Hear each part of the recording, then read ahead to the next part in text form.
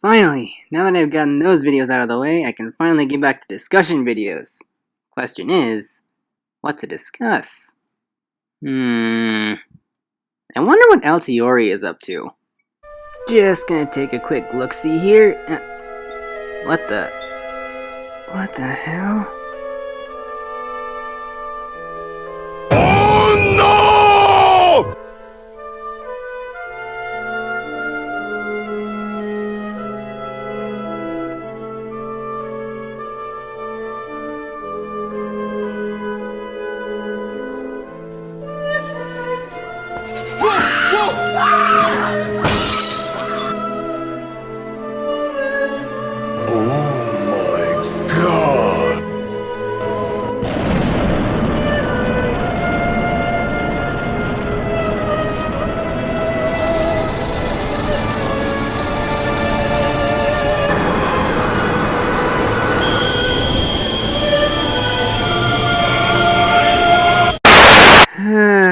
Hello, random ladies and gents, and welcome to my suffering. Before I get into things, I want to say this video is extremely overdue because I've been busy with school, and then Hurricane King Ghidorah was at my literal doorstep.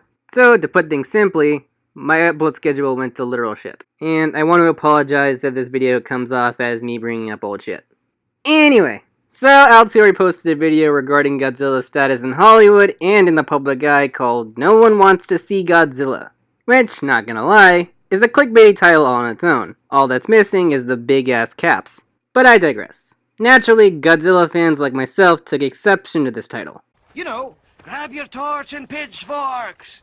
But upon watching it, she actually did propose some valid points. Problem is, the follow-through for those points are pretty misguided. And while watching all this, it really made me think, does she really understand the Godzilla franchise? So I'm going to be taking a reflection on Altiori's perceptions and conclusions on the different aspects of the franchise, because to be honest, I don't think she does. She did state that she was new to the fandom, ironically in a video calling out the fandom for being toxic, or more accurately toxic towards her, but that's something for another video. But for now, we're going to be looking into why Altiori thinks people don't want to see Godzilla films anymore. Or at least, people in the US. I'll also be cutting the video down a bit to its core points, since Altiori likes to ramble, so just a quick heads up on that. So, strap in your strap-ons, ladies and gents, because it's gonna be a bumpy ride. Godzilla King of the Monsters was the monster movie of 2019, but despite the enormous fan base of the kaiju, the King of the Monsters movie didn't do as well as expected. Why? Why didn't it earn more? Why didn't it have more of a fan base? The real Godzilla reboot, not the Zilla one where Godzilla looked like a T-Rex fish. We know her as Zilla now. That movie, dubbed Godzilla 2014, made $529,076,069 worldwide. Kong Skull Island made more at $566,652,812 worldwide. And it was well received. Whereas Godzilla 2 King of the Monsters from the August 8 info made $385,781,893 worldwide. So what the hell happened? Is it because no one wants to see Godzilla? I'm just gonna go ahead and say no, it's not. There could be a whole slew of reasons why King of the Monsters underperformed in the US. Advertising, its reception in the US versus other countries like Japan, which I mind you was actually successful in Japan, merchandising issues, distribution, etc. The knee-jerk reaction may be to blame the reviews, but people seem to be forgetting that it isn't the audience's fault if they don't like a movie. There has to be a reason that the reviews are bad in the first place. And it's not because they don't like the franchise, because the first Godzilla movie got good ratings and so did the Kong movie. I mean, that's debatable, and what you define as a good movie can depend on how you critique a movie and its franchise. But I agree that you shouldn't necessarily blame the critics for a movie's failure. Why exactly did the people not like the King of the Monsters as much as they liked the previous movies in the franchise? Well, there are several reasons. All the freaking Disney movies that were coming out that year. The cast, the writing, and the marketing. Those are actually some good reasons. They very well could have been the reasons why they didn't do so well in the US. Let's start with a competition of movies that came out in 2019. Disney has been spitting out live-action remakes faster than lonely dudes shelling out money for Belle Delphine's dirty-ass water. Just gonna skip over that horrible attempt to meme. There was more of an audience for John Wick, the nostalgic Disney movies, Detective Pikachu, and Jesus Christ, Avengers Endgame. Next to these movies, Godzilla just looked like chopped cheese. I don't know. Most of this could have been due to the time placement of the movie, and maybe it was just the wrong year. Also, consider that Godzilla is mostly a Japanese franchise, and unfortunately not a lot of people know about Godzilla. Even if they grew up watching Godzilla, it's not like it's been a franchise they followed for the last few years. I actually kinda agree with this. Competition was heavy this year, especially for Godzilla being a Japanese franchise in an American-dominated market. It just got rebooted in 2014, a whole 21 years after the last movie. That was honestly deemed disastrous. The 1998 Godzilla movie, which drastically changed Godzilla's appearance, I personally like the design, but mostly people didn't. I get it, it wasn't the best movie. See, I'm woman enough to admit that even though I enjoyed the movie, I can still admit when the movie was shit. It was. That was one of the dumbest virtue signals I've ever seen. Of course no one's afraid to admit it was bad. The Godzilla fandom hates it with a passion. Well, the point is, after that calamity, everything went dark for a while in Hollywood for Godzilla. You have to also factor in that the last Godzilla movie that Hollywood had before the 1998 movie was a 1970 movie, Invasion of Astro Monster. And that was a Japanese-American co-production. That's not necessarily true. There was also Return of Godzilla from 1985, which not only saw an American theatrical release, but an Americanized version, along with a lot of shameless Coca-Cola product placement. And then just over 2 decades later, Godzilla 2000 also received an American theatrical release. To make things even more interesting, Return of Godzilla was also very ill-received by US audiences at the time, with critics going so far as to berate the film for being a bad comedy. And mind you, it wasn't even meant to be a comedy, and it isn't a comedy. They went in this thinking it was going to be a comedy because of the rubber suits, as well as their conceptions of Godzilla from the 60s and 70s films. I would also like to point out that if you haven't noticed, Altiori makes the mistake of referring to the US as everyone. Not because of any politically correct reason, but because she's using the terms no one and everyone in her argument, even though she's specifically talking about the US, while treating it as if it's everyone's opinion, not just the US. If you notice, she's clearly talking about the US performance, because if she wasn't, in referring to everyone, she would be discussing how it was received in other countries, like Japan, where as it turns out, it was financially successful and better received, which is why Toho is allowing the Monsterverse to continue. This was probably just an oversight on her part, and she was probably not thinking too much into it, but it still should be an oversight that should be discussed and corrected because it could be misleading to the audience. And I shouldn't even have to mention that multicultural perspectives should be taken into consideration when discussing Godzilla's reception. So, when the next Hollywood Godzilla came out, it has been 28 years since the last Hollywood movie or American Godzilla movie, and it was not received well because it gave people something that looked nothing like Godzilla. Also because it was a terrible movie. And then, a whole 21 years go by before they make another Godzilla film in the US. Come on! Hollywood Godzilla was fighting an uphill battle. With any platform, if you try at something and then you leave for a long while, it is hard for people to accept you again because nobody knows you. You've been forgotten and rewritten and overwritten by new and upcoming franchises. That's a mixed bag. It really all depends on how you make your comeback and who you are, as well as who your audience is, which is why Godzilla movies do so much better in Japan than, say, the US. If you start a YouTube channel or a TikTok or whatever, and you consistently made videos and somebody said a mean thing to your face, or you decide to take a break for a whole 3 months, you will lose all your audience. So the little that you have left that are loyal or just die-hard fans are not nearly enough to give you the push that you need to be relevant again. Did she just use Leafy as an example? Leafy? As in one of the many guys on YouTube that literally everyone hates or just doesn't care for? All seriousness, the whole relevancy thing isn't exactly the best reason. At least in this case. You really can't argue that since Godzilla 2014 and Kong did way better in the box office despite their decade-long absences. Not to mention, you can't argue that is the case for King of the Monsters since the last Godzilla movie was only 5 years ago, and Kong even being more recent at 2 years ago, which featured Godzilla in the after-credits scene, building up to this sequel. And on top of that, you have the anime series, which not only got theatrical releases in Japan, but also premiered on Netflix worldwide. In fact, let me use a better example of Dave Chappelle. Chappelle's show ended in 2006. Not only did he make an astounding comeback 3 to 4 years ago, but he's now more relevant than ever. So I really wouldn't go so far as to say that losing fans over time is what broke Godzilla, especially since it can make comebacks like in 2014. Along with Dave Chappelle, who made a comeback after over a decade. Marvel earned their dedicated fanbase because from 2008 when they released their first film, Iron Man, they had been releasing movies almost every year or every 2 years. That year they also released The Incredible Hulk. 2 years later, they released a sequel to Iron Man, and this is when they start a universe. Technically, the universe started with Iron Man, not Iron Man 2. But I'm just nitpicking again. Come on, Omega, get it together! In 2011, they released Thor and Captain America, the First Avenger, followed by 2012's The Avengers, where everything starts to tie in together in a beautiful marketing ploy that requires a fanbase to watch all the individual movies of the characters. I mean, that's debatable. You don't necessarily have to watch all of Phase 1 to understand what's going on in the first Avengers movie. I mean, you don't need to watch the Hulk to know who the Hulk is before going into Avengers. In fact, Avengers does a better job of developing Hulk than the Incredible Hulk.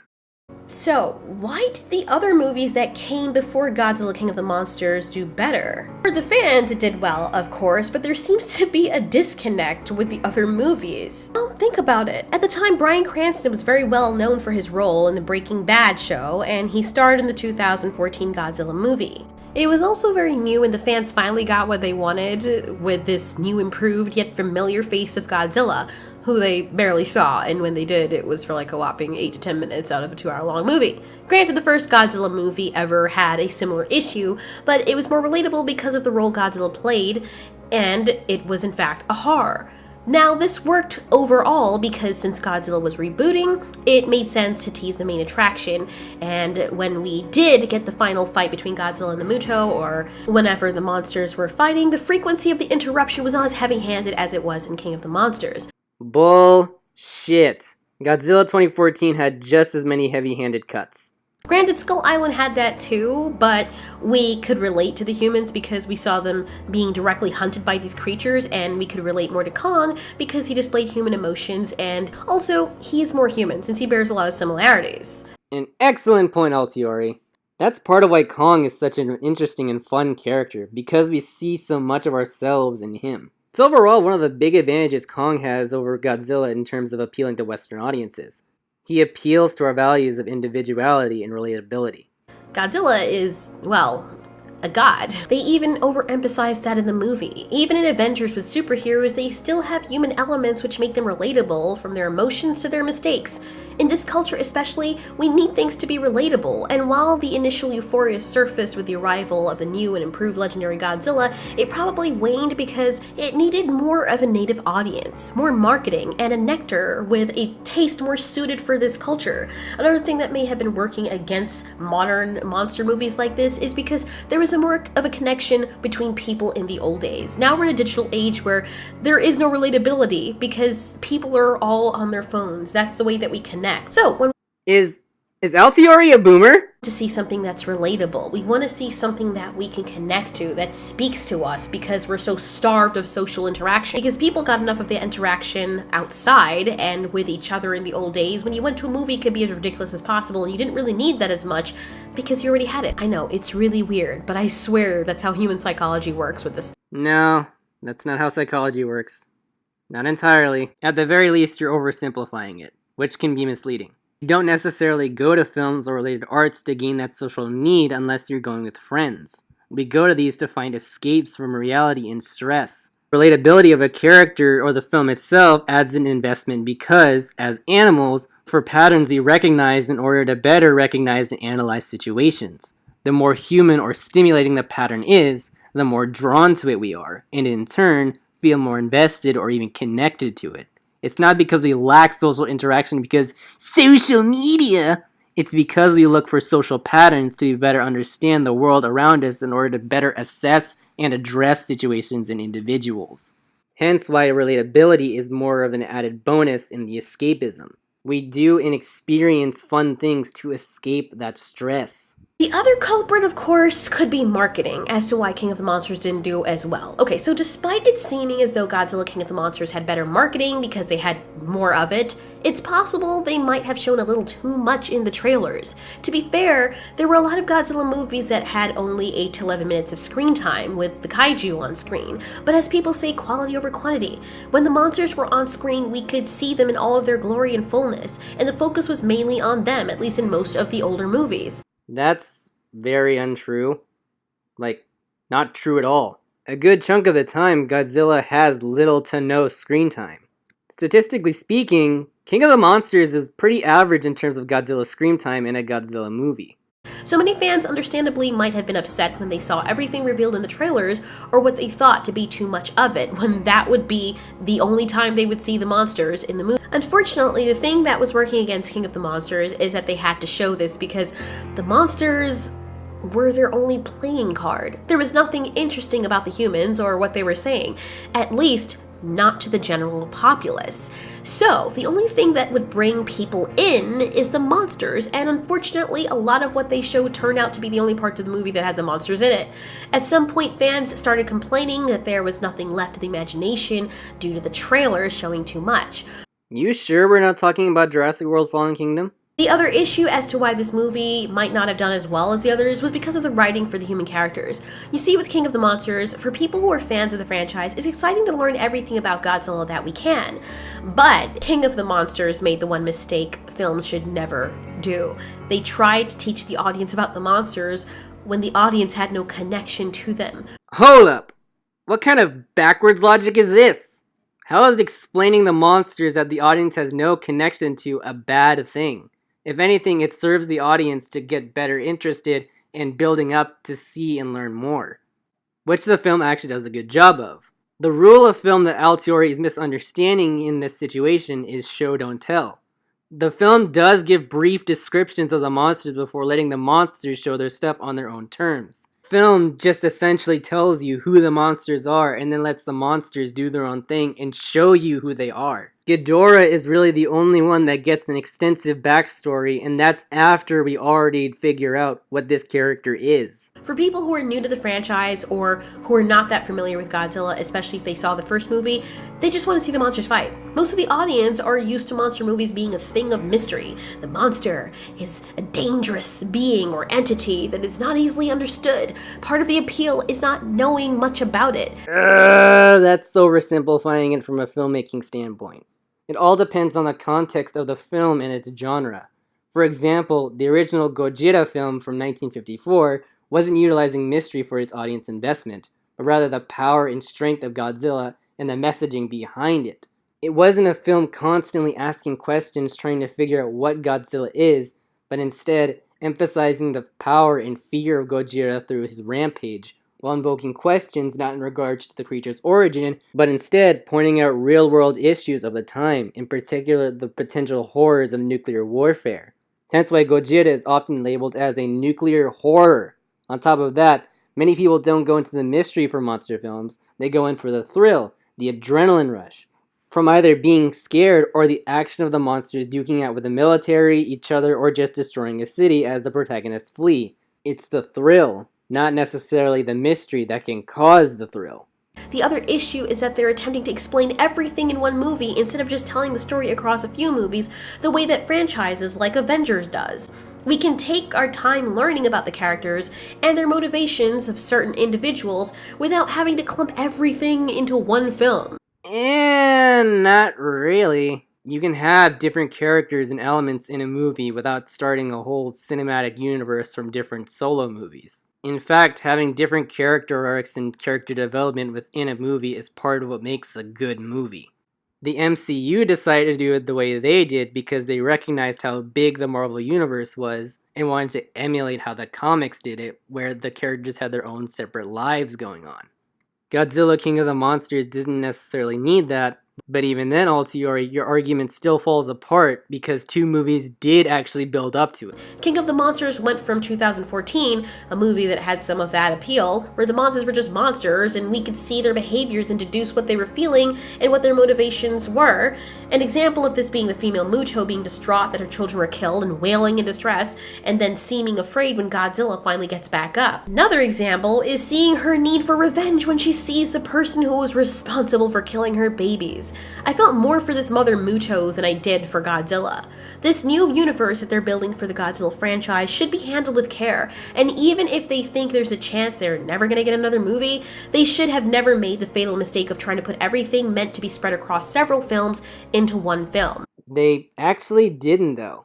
Just because you have multiple characters in a movie doesn't mean everyone needs a solo movie. King of the Monsters actually did a good job of telling its own story and not force things down your throat to set up for future stuff like Batman v Superman. King of the Monsters does bring up old lore from previous movies, but they're just using previously established lore. You can easily fault Avengers for doing the same thing for acknowledging past events like Captain America's flashbacks. Not to mention using after credit scenes to potentially set up for future stuff. But what am I saying? Altiori likes Avengers too much to fault it for anything. While it was noble for the Godzilla fan and director of The King of the Monsters, Michael Dougherty, to try and mimic the source material as much as possible, there must also be an understanding that we should want to grow the franchise and not just appeal to the very niche and seemingly endangered audience of the Godzilla franchise. That's exactly why— Oh, you're killing me, Altiori. Of course he knows the franchise has to grow and develop, especially considering what is writing on this film. But in doing so, by going back and bringing in older monsters and telling a more traditional Godzilla story, rather than just a generic monster flick, he is rebuilding that trust between fans and Hollywood, metaphorically speaking, to see the franchise done justice, providing an audience that will want to see these movies, while providing an opening to allow a general audience to be enticed and want to come see more. And like you said, he's a Godzilla fan, so of course he's gonna make a movie appealing to Godzilla fans. That means Godzilla's story will have to evolve. It's really cool that Godzilla is seen as a god, but people cannot relate to a god.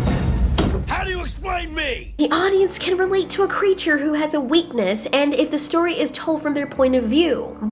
You don't necessarily have to tell the story from the monster's point of view, it's just all a matter of understanding that monster's perspective. And even then, it all comes down to how you want to utilize them in the story, and their role in that story. But we were given this idea of Godzilla that seems as though it exists in a limbo where we have a godlike entity but no realistic humans to relate to, meaning they aren't the victims of this god's powers or aggression. You don't need to be a victim to be relatable. Yes, I know it's an example, but it's just such a generic one, it's irritating. There are so many different nuanced ways where you can have human characters be relatable with a godlike figure involved. Especially in the MonsterVerse situation. Not every deity-related story needs to be God sawed off. And even though the story is heavily about Godzilla and he's given a persona, sort of, we can look at him and wonder, but not really relate unless the story is told from his point of view, and we can understand his human emotion. The thing is, he's not human. There's not necessarily any reason why he should feel human emotions. In fact, that's part of what makes Godzilla Godzilla. He's a character that stands above those things. It also depends on how you want to develop the character and their place in the story. Godzilla in the MonsterVerse is placed as a character above humanity. Adding human characteristics could potentially derail that place in the story and the story's overall theme. Yeah, you can apply those characteristics, but it has to be according to your story, as well as the rules of that story's setting. The MonsterVerse is intended to be more realistic, so the monsters themselves aren't going to be that expressive. They're not going to be expressive of their emotions because they're treated as things above humanity, as well as animals. Now trust me, I love Godzilla. I genuinely don't trust that. Wait, am I gatekeeping? And I don't think I should have to justify myself or constantly remind people that I love Godzilla or the franchise simply for making these observations from an unbiased standpoint, at least as much as possible. Do you know why the fandom criticizes you so heavily? It's not because you have your own opinions that involve liking things or not liking things that they like. It's because you come off as a trend surfer that knows nothing about Godzilla, yet tries to play it up like you're the biggest fan. You only talk about the MonsterVerse, You constantly botch facts from both lack of research or twisting things to make them more interesting to serve your argument better and give the audience the answer they want. But in reality, Godzilla fans recognize your lack of understanding and knowledge in the fandom, so they criticize you for those mistakes and weird thoughts because of how you formulate them and come to those conclusions. And don't get me started on the clickbaity titles and how you come up to do videos on either the strangest things or milk situations for more views. Yes, I understand that a lot of the videos you come up with are from fan requests. For people who don't know you, it gives them the idea that you're just clickbaity. And they're not entirely wrong, especially when you start addressing points with either twisted facts or ignoring facts or just flat out don't know what you're talking about. Especially when there are already clear answers to those questions within the lore of the franchises you discuss. And then there are the POV videos, which people can find to be cringy because they aren't really from the character's perspective, but how you want to perceive the character in your own headcanon. Which isn't an issue because you do address that, people can still find that cringy and out of character. And then you have the gall to criticize the fandom because you can't express your opinions freely, but then condemn the entire fandom for criticizing you and claim they're being toxic. Don't get me wrong, every fandom has its toxicity, but you can't condemn an entire fandom because they don't agree with you.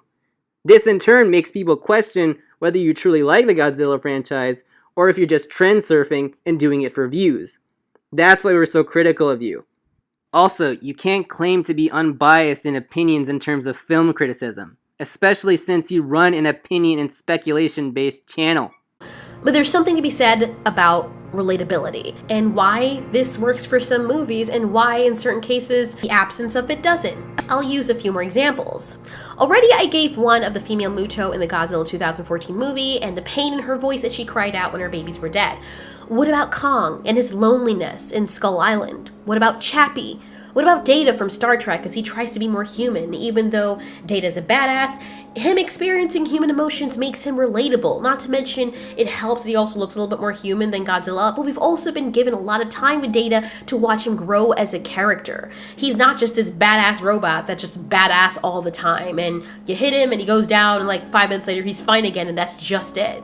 I mean, that's a fair point, just not fair to this discussion. Particularly because they're not only modeled as a reflection of humans, which makes them easier to write and express, but they act and want to be human, because they're supposed to. They share that goal of becoming human and have their minds modeled after human minds, with human characteristics. So they express the same human emotions we do, as well as express them in the same way we do. Whenever we're utilizing monsters to tell a story, and we want them to be relatable, and they look nothing like us, we have to raise the bar and the effort in humanizing them as much as possible. No! That's a big no-no. What Altiori fails to understand is, it's not about humanizing as much as possible, it's about applying the necessary human characteristics to create that sense of empathy and understanding. Especially in these cases where the animals are supposed to be more like animals. Or non-human. The problem with humanizing as much as possible, to the point of anthropomorphism, is that it can get borderline cartoonish. And it can break the suspension of belief in these realistic situations, to the point where it can even be borderline cringy. At the end of King of the Monsters, they started doing that from the Mothra fight. Of course, Godzilla always looks angry, and if he is defeated, he just looks very tired. But there's no real investment in the G-Man because we feel like he's never in any real danger. At least that's how the majority of the people who are alienated to the Godzilla franchise will feel. No. People are usually alienated by the Godzilla franchise because they see it as an average monster movie thing, or guys in rubber suits, which they find off-putting and kind of hilarious. Why Superman, another rendition of this hero type, is more relatable is because not only is he human when he's not playing Superman, as in his behavior, and that he acts like it, but he also has very human emotions. He has humility. And yes, he has a weakness. Kryptonite. If the characters never have a weakness, people will get bored very quickly. Human beings need to know there's a possibility of loss. But that depends on the interpretation in the continuity, though. Like Man of Steel, where he's essentially angry Jesus. Not to mention, Superman's a sapient being. Godzilla isn't. Different organisms express and feel different emotions than each other. That's not to say an organism can't feel emotions, but it probably won't express it the same way as we do if it's not in similar sapience as humans.